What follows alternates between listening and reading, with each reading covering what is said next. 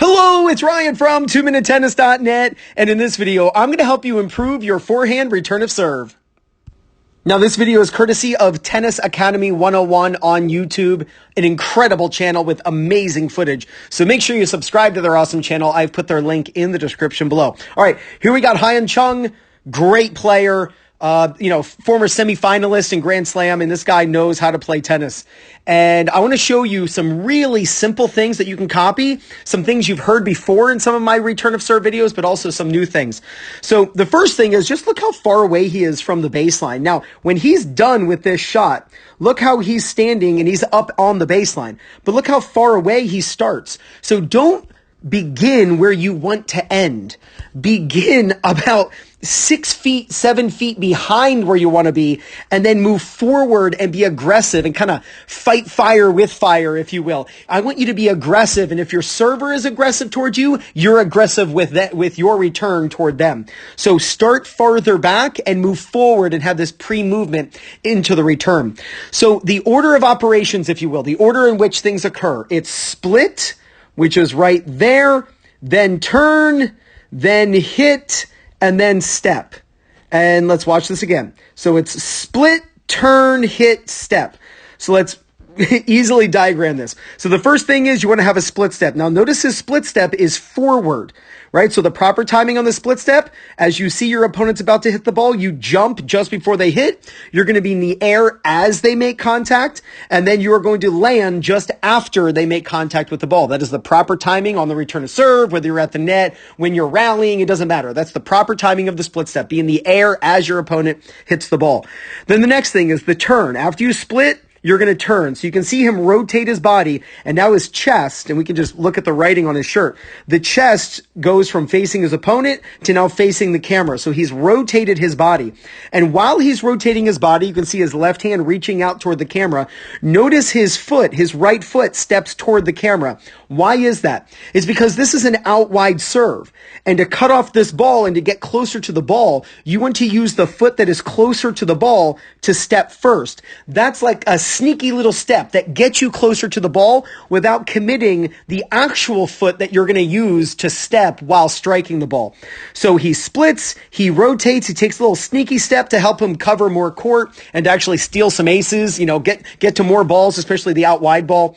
Now, he takes that little step, and now he's going to make sure that he hits the ball before his left foot hits the ground. This is the timing that you see with the pros. When they turn and then they are stepping with this left foot, they actually don't land with this foot until they've already made contact with the ball. Then that front foot, which is his left foot, since he's right-handed hitting a forehand, makes contact with the ground. So it's split, turn, hit, step. Now, a couple things. I want to show you this little loop. So we're going to zoom in here. I want you to watch the little loop he makes with his hand. Watch his hand draw this little loop. It's so cool. You watch so many recreational players on the return of serve, and they're like this. They make this giant loop with the hand. Now, the racket will make a bigger loop, obviously, but I'm talking about the hand. So when you are returning serve, make a little C swing, and I'll make it yellow so it's a little easier to see. It's a C, right? That's the letter C. Draw a C with your hand, but it should be like a lowercase c, not a capital C. When you make that loop, it means that your swing gets to be continuous, and you get to have a nice continuous swing through the stroke, but it means that your swing isn't too big. So feel your circle be really small, and that'll actually help you handle faster serves, and it'll actually promote you going forward into the return because you're not late when you're hitting this ball. So make that little bit of a circle just so that you can use a continuous swing, speed up your racket, but also your swing isn't too big. Another thing I want you to notice, look how he's hitting this ball actually at the top of his racket. That you're not the only person who frames returns. I know I do it all the time. You know, you're not gonna always hit the sweet spot. So a lot of players, they always think, oh, the pros always hit the sweet spot. That's not true. Look how his racket actually opens up.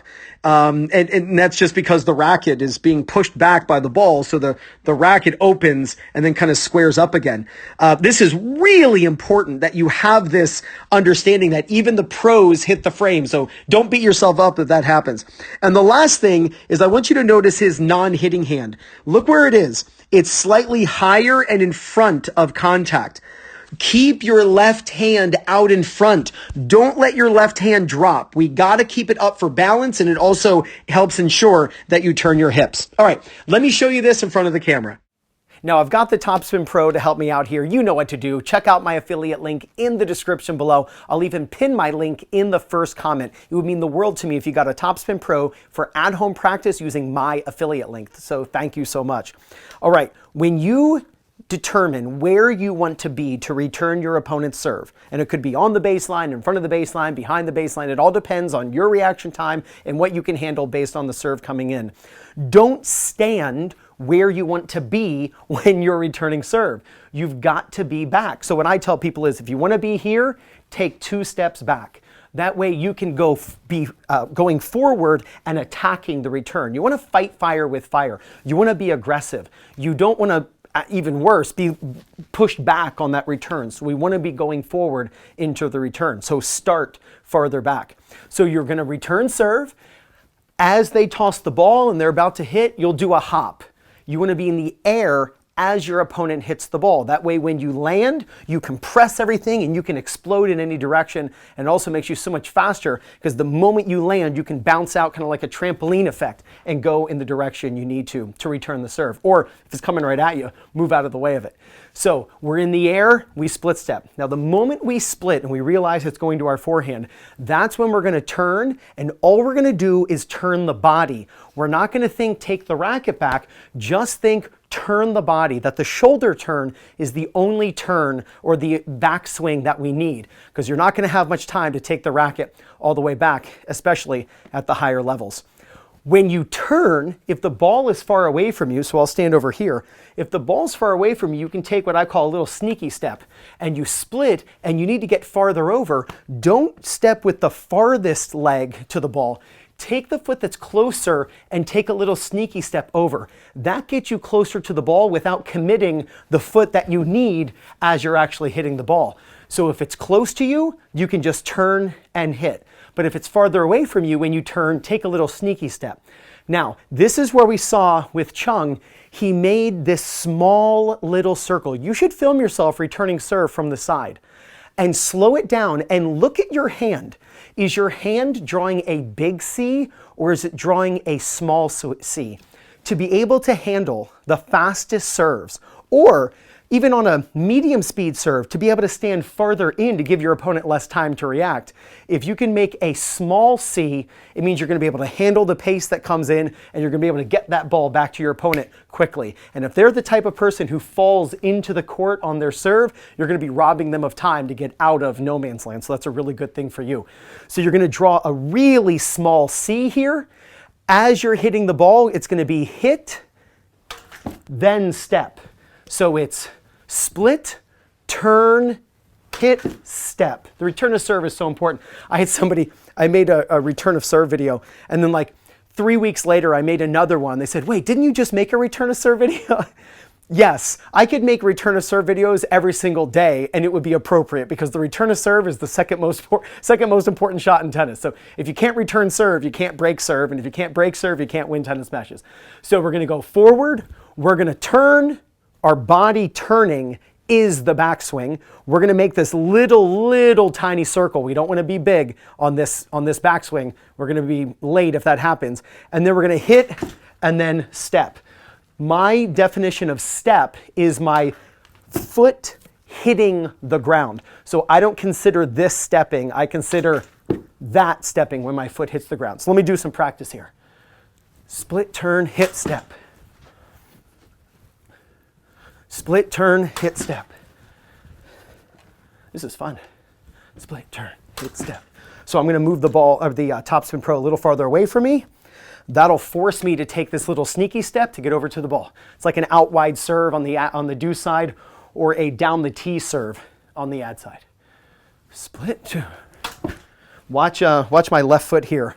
After I split, watch it turn to the direction I want to go, and watch it step out.